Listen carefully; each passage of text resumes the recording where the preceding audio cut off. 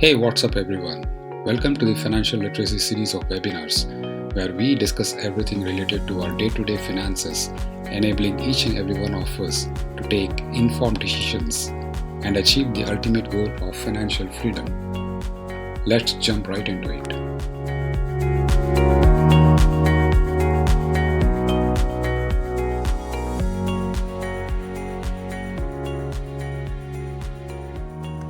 In continuation of a financial literacy series, let's talk about money today. In the complexities of financial transactions that govern our lives, money takes center stage. Understanding how money works is not just a financial skill, it is a life skill. Let us unravel the intricacies of money from its basic functions to its role in personal finance and the broader economy. So what is money? As per Investopedia, money is a system of value that facilitates the exchange of goods in an economy. Using money allows buyers and sellers to pay less in transaction costs compared to barter trading. The first types of money were commodities or hard money. Their physical properties made them desirable as a medium of exchange. In contemporary markets, money can include government-issued legal tender, or other words called as fiat money, money substitutes, fiduciary media, or electronic cryptocurrencies. Money is a liquid asset used to facilitate transactions of value. It is used as a medium of exchange between individuals and entities. It is also a store of value and a unit of account that can measure the value of other goods. Prior to the invention of money, most economies relied on bartering, where individuals would trade the goods they had directly for those that they needed. This raised the problem of the double coincidence of wants. A transaction could only take place if both participants had something that the other needed. Money eliminates this problem by acting as an intermediary good. Some of the first known forms of money were agricultural commodities, such as grain or cattle. These goods were in high demand, and traders knew that they would be able to use or trade these goods again in the future. Cocoa beans and other food items, farm animals, shells, and even other agricultural tools have also served as earliest forms of money. As economies became more complex, money was standardized into currencies. This reduced transaction costs by making it easier to measure and compare value. Also, the representations of money became increasingly abstract, from precious metals and stamped coins to paper notes and, in the modern era, electronic records. Okay, let's move a step forward and look at the various functions of money. Money serves as a medium of exchange. It facilitates transactions, making the exchange of goods and services smoother and more efficient. Money also serves as a unit of account. Money serves as a standard measure, providing a common unit for pricing goods and services. It is the yardstick against which we evaluate value. Due to money's use as a medium of exchange for buying and selling, and as a value indicator for all kinds of goods and services, money can be used as a unit of account. That means money can keep track of changes in the value of items over time and multiple transactions. People can use it to compare the values of various combinations of quantities of different goods and services. Money as a unit of account makes it possible to account for profit and losses, balance a budget, and even value the total assets of a company. Money can be used as a store of value because money retains its purchasing power over time and acts as a repository for wealth. Money's usefulness as a medium of exchange in transactions is inherently future-oriented. As such, it provides a means to store a monetary value for use in the future without having that value to deteriorate. So, when people exchange items for money, that money retains a particular value and that can be used in other transactions. This ability to function as a store of value facilitates saving for the future and engaging in transactions over long distances. Money can be used as a standard of deferred payment. To the extent that money is accepted as a medium of exchange and serves as a useful store of value, it can be used to transfer value over different time periods in the form of credits and debts. For example, a person can borrow a quantity of money from someone else for an agreed upon period of time and repay a different agreed upon quantity of money at a future date. Alright, let's move ahead into a short quiz. Based upon our discussion, which of the following are considered as money and why? Gold, Van Gogh painting, a dime, credit or debit card? Let me know your answers in the comments below and we'll get to it in the next episode. Alright, let's move ahead and look at some of the properties of money. Fungibility. Money's ability to be easily traded for goods and services is crucial. Fungibility is a fundamental property that ensures the fluidity of economic transactions. The word fungible refers to a quality that allows one thing to be exchanged, substituted, or returned for another thing, under the assumption of equivalent value. Thus, units of money should be interchangeable with one another. For example, metal coins should have a standard weight and purity. Commodity money should be relatively uniform in quality. Trying to use a non-fungible good as money results in transaction costs that involve individually evaluating each unit of the good before an exchange can take place. Money should be recognizable. Recognition of money as a legitimate medium is essential for its functionality. The authenticity and quantity of the good should be readily apparent to users so that they can easily agree to the terms of an exchange. Using a non-recognizable good as money can result in transaction costs relating to authenticating the goods and agreeing on the quantity needed for an exchange. Money should also be durable. Physical durability is a key property of money. Longevity of currency plays a vital role in its effectiveness as a store of value. Money should be durable enough to retain its usefulness for many future exchanges. A perishable good or a good that degrades quickly due to its various exchanges will be less useful for future transactions. Trying to use a non-durable good as money conflicts with money's essential future-oriented use and value. Money should also be stable. The supply of the item used as money should be relatively constant over time to prevent fluctuations in value. Using a non-stable good as money produces transaction costs due to the risk that its value might rise or fall because of scarcity or overabundance before the next transaction. Money should be portable. Money should be easy to carry and divide so that a worthwhile quantity can be carried on one's person or transported. For example, trying to use a good that's difficult or inconvenient to carry as money could require physical transportation that results in transaction costs.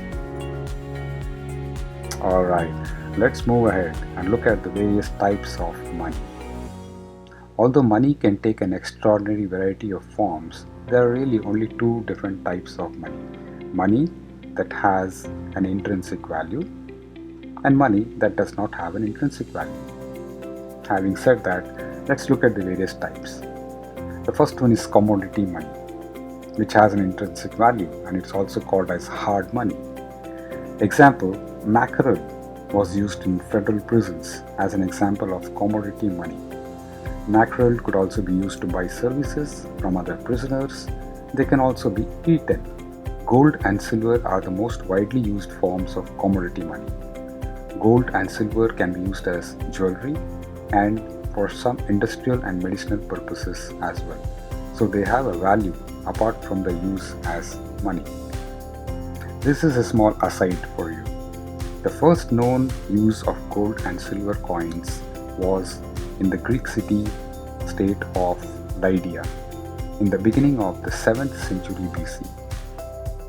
Alright, let's look at the other aspect of money. So there is the second category called as soft money, which has no intrinsic value.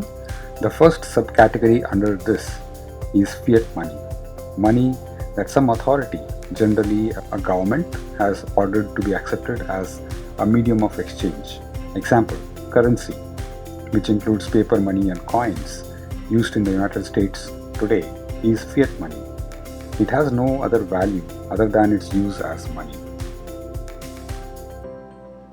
There is something called as money substitutes and fiduciary media, example, credit cards, debit cards, and so on. To reduce the burden of carrying large quantities of money, merchants and traders sometimes exchange money substitutes like written statements of debt that can be redeemed later on. These statements can themselves adopt some of the properties of money, particularly if traders use them in lieu of actual currency. For example, ancient banks issued bills of exchange to their depositors, stating the amount that had been deposited and the terms for redemption.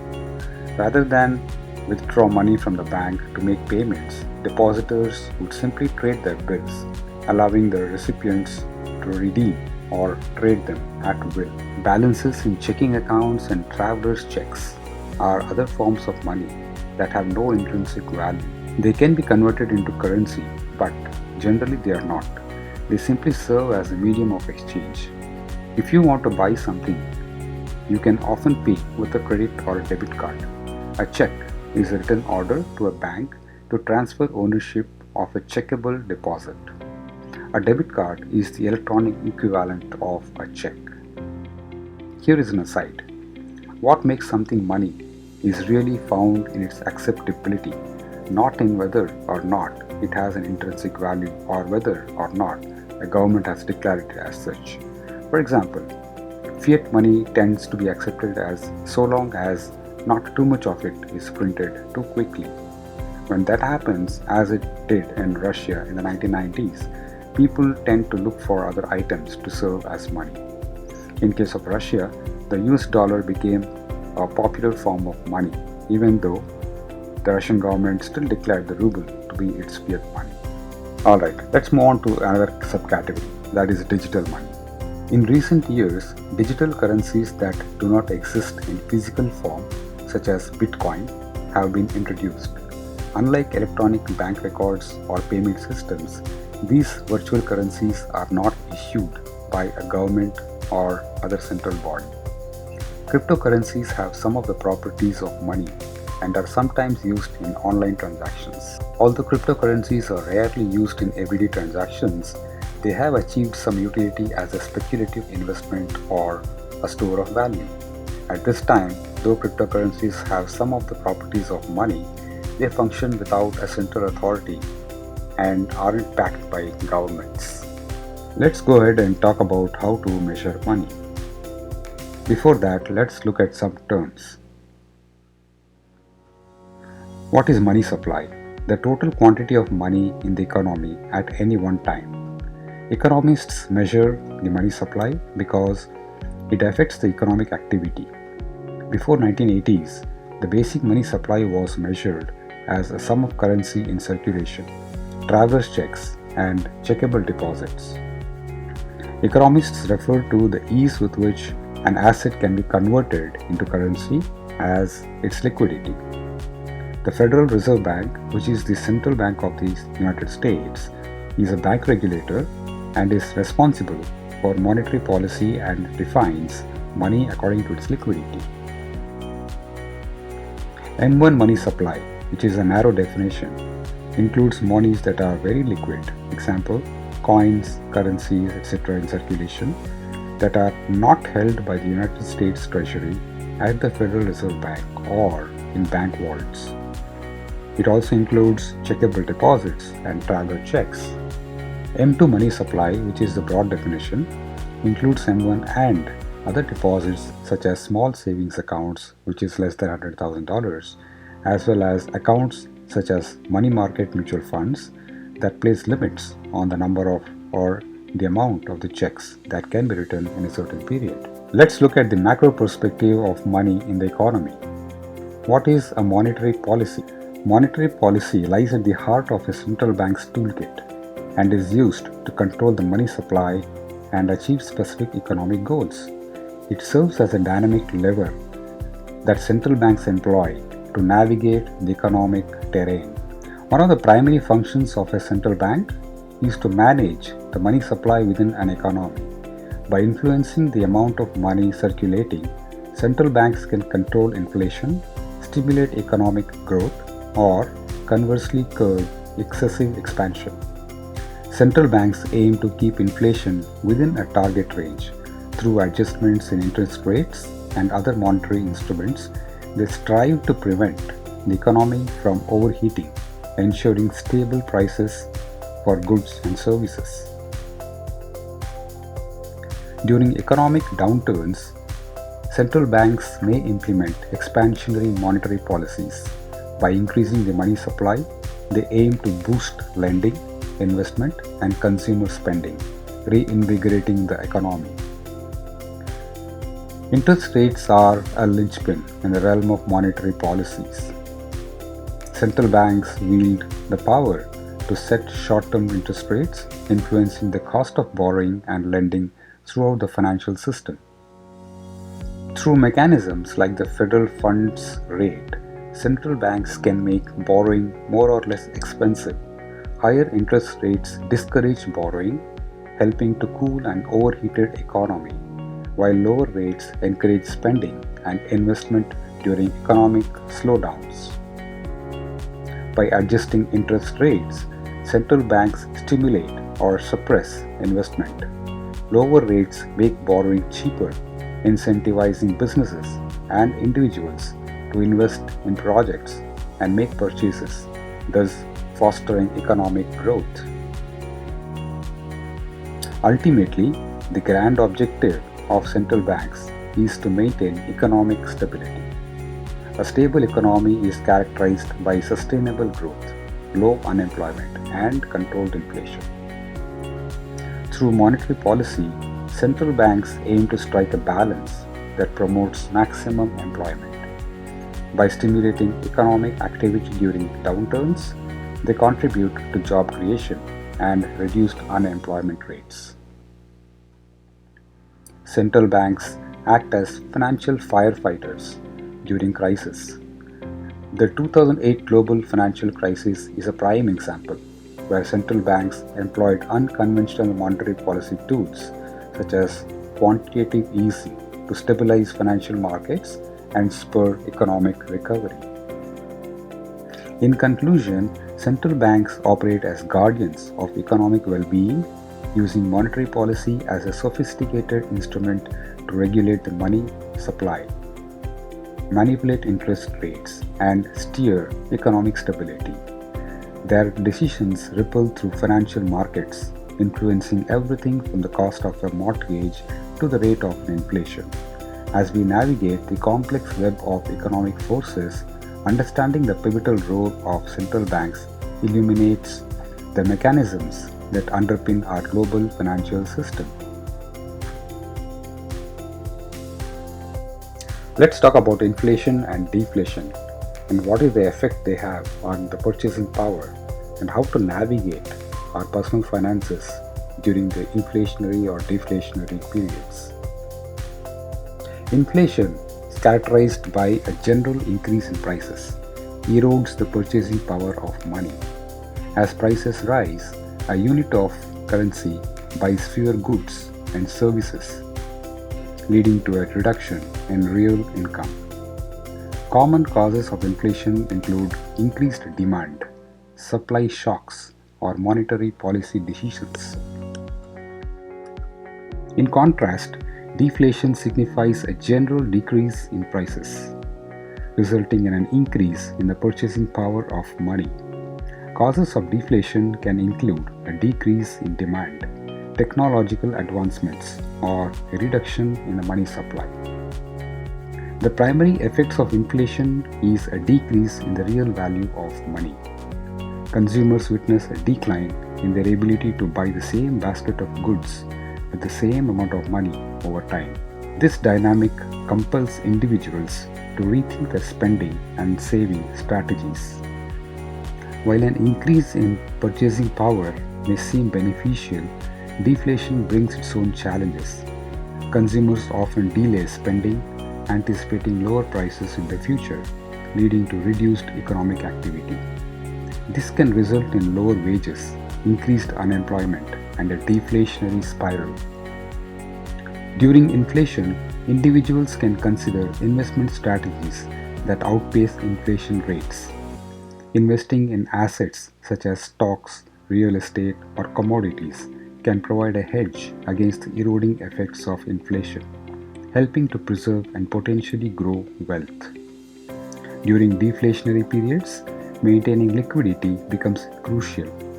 Holding on to cash allows individuals to capitalize on lower prices when they eventually make purchases.